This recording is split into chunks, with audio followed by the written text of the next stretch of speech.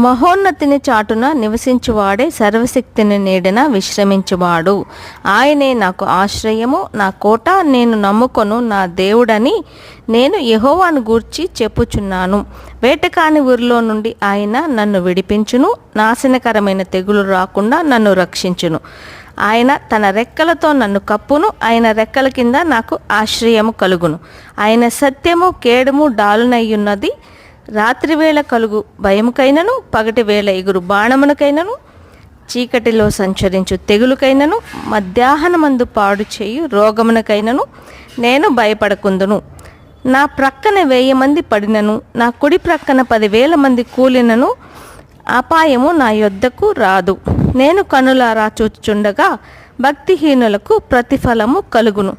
యెహోవా, నీవే నా ఆశ్రయము అని నేను మహోన్నతుడైన దేవుని నాకు నివాస స్థలముగా చేసుకొని ఉన్నాను.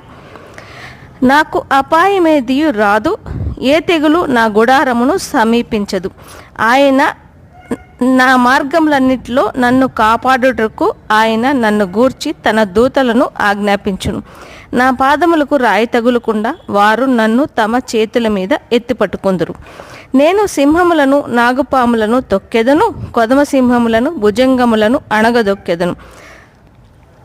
అతడు నన్ను ప్రేమించుచున్నాడు గనుక నేను అతన్ని తప్పించెదను. అతడు నా నామం నెరిగినవాడు గనుక నేను అతనిని ఘనపరచెదను.